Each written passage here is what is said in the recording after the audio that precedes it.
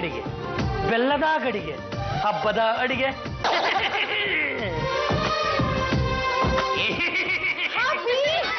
ಅಯ್ಯೋ, ನಿಮ್ಮ ಪಾಡಿಗೆ ನೀವು ಕ್ಯಾಟ್ ವಾಕ್ ಮಾಡ್ಕೊಂಡಿರ್ರಿ.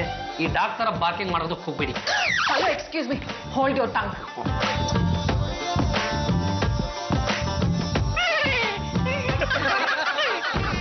ಶೃಂಗಾರವೇ ಪೀಸಿ ಮೈ ತಳೆದಿರುವುದು. ಮಗದೋಳ್ ಆನಂದಮಂ ಕಾಣುತ್ತಿರೆ ವದನದೋಳ್ ಮಿಂಚಂ ಪೋಲ್ವ ನೆಗೆಯಂ ಕಂಡು ನನಗೆ ಬಿಡಿಸಲಾಗದ ಆನಂದಮಂ ಅಪ್ದು. ಆನಂದಮಂ ಅಪ್ದು. Excuse me, which language? ನಾನು ಈ ಹಳೆಗನ್ನಡ, ನಡುಗನ್ನಡ, ಹೊಸಗನ್ನಡ ಈ ಎಲ್ಲದನ್ನು ಸೇರಿಸ್ಬಿಟ್ಟು ಒಂದು ಅದ್ಭುತವಾದ ಕಾದಂಬರಿ ರಚಿಸಬೇಕು ಅಂದ್ಕೊಂಡಿದ್ದೀನಿ. ನಾನೀಗ ಸಾಮಾನ್ಯನಾದವನಲ್ಲ ಕಣ್ರಿ, ಕವಿ ಪುಂಗವ. ನೀವು ಕವಿ ಅಲ್ಲ, ಕಪಿ.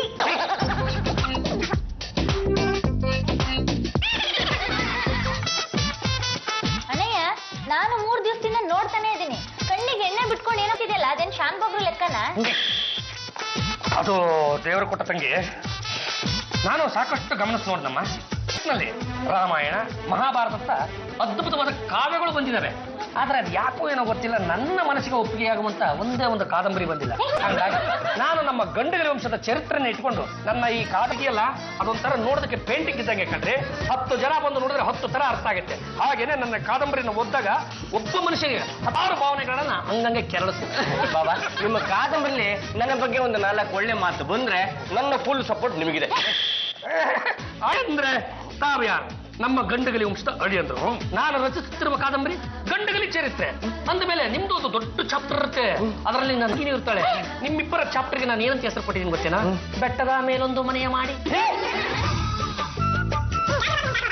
ಏನು ಯಜಮಾನ್ರೆ, ತಗೊಳ್ಳಿ ಬಿಸಿ ಬಿಸಿ ಕೆನೆ ಕಾಫಿ.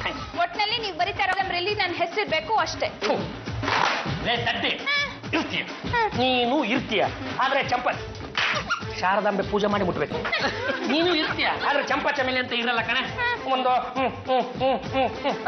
ಈ ಹೂವಿನ ಮುಖಾಂತರ ಇರ್ತೀಯ, ಈ ಪ್ರಕೃತಿಯ ಮುಖಾಂತರ ಇರ್ತೀಯ, ಇಲ್ಲ ಈ ನವಿಲು ಬರುತ್ತಲ್ಲ ಅದೇ ಹಿಂದೆ ಕೊಕ್ಕು ಮಳೆ ಬಂದಾಗ ಡಾನ್ಸು, ಅದ್ರ ಮುಖಾಂತರ ಇರ್ತೀಯ. ಘಟನೆ ಏನಾದ್ರೂ ಘಟಿಸುತ್ತಿರುವಾಗ ಪ್ರತಿ ಮನ್ಮಥರ ವಿಲಾಸ ನಡೆಯಲಿ, ಹೊಸ ಜಗತ್ತಿನ ಸೃಷ್ಟಿಗೆ ನಾಂದಿಯಾಗುತ್ತೆ. ಗಂಡುಗಲಿ ಪುರಾಣ ಬರೆದವ್ರು ತಾವೇ ತಾನೆ? ಹೌದೌದು, ಈ ಸಾಕ್ಷತ್ರನೇ ಅದನ್ನ ಬರ್ದಿರೋದು. ನಿಮ್ ಕಾದಂಬರಿ ಓದಿ ತುಂಬಾ ಖುಷಿ ಆಯ್ತು ಸರ್. ನಿಮ್ಗೆ ಸನ್ಮಾನ ಮಾಡ್ಬೇಕು ಅಂತಿದೀವಿ. ತಾವೊಂದು 50,000 ರೂಪಾಯಿ ಕೊಟ್ರೆ ಅದ್ದೂರಿಯ ಮಾಡ್ತೀವಿ ಸರ್. ನಾನು ಸನ್ಮಾನ ಮಾಡಿಸ್ಕೊಳ್ಳೋದಕ್ಕೆ ನಾನೇ 50,000 ರೂಪಾಯಿ ಕೊಡ್ಬೇಕೆ? ಸಾರ್, ಈಗ ನಡೀತಾ ಇರೋದೇ ಹೀಗೆ. ತಮ್ಮ ಸನ್ಮಾನ ಆಗ್ಬೇಕು ಅಂದ್ರೆ 50,000 ಕೊಡ್ಲೇಬೇಕು ಸರ್. ಆಯ್ತು, 50,000 ರೂಪಾಯಿ ಕೊಡ್ತೀನಿ. ಗ್ರ್ಯಾಂಡ್ ಆಗಿ ಸನ್ಮಾನ ಇಟ್ಕೊಳ್ಳಿ. ಆದ್ರೆ ನಾನು ದುಡ್ಡು ಕೊಟ್ಟಿರೋ ವಿಷಯ ಬೇರೆ ಯಾರಿಗೂ ಗೊತ್ತಾಗಬಾರ್ದು. ಆಯ್ತು.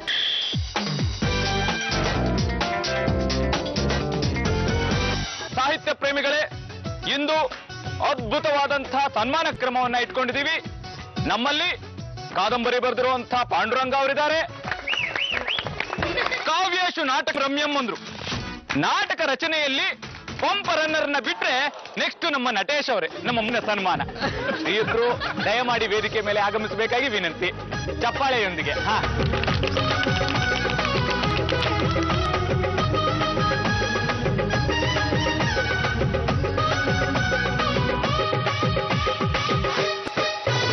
ಇವರಿಗೂ ಚಿನ್ನದ ಉಂಗುರವನ್ನು ತೊಡಿಸ್ತಾ ಇದ್ದೇನೆ.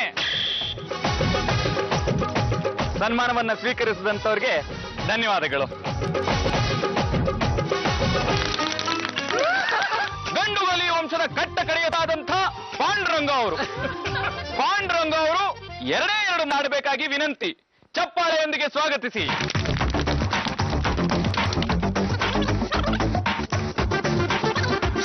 ಎಲ್ರಿಗೂ ನಮಸ್ಕಾರ. ಈ ಕಾರ್ಯಕ್ರಮವನ್ನ ಇಷ್ಟು ಸುವ್ಯವಸ್ಥಿತವಾಗಿ ಮಾಡಿರ್ತಕ್ಕಂಥ ಶಿವರಾಜ್ ಅವರಿಗೆ ನಿಮ್ಮೆಲ್ಲರ ಪರವಾಗಿ ನಾನು ಮೊದಲಿಗೆ ಕೃತಜ್ಞತೆ ಹೇಳೋದಕ್ಕೆ ಇಷ್ಟಪಡ್ತೀನಿ.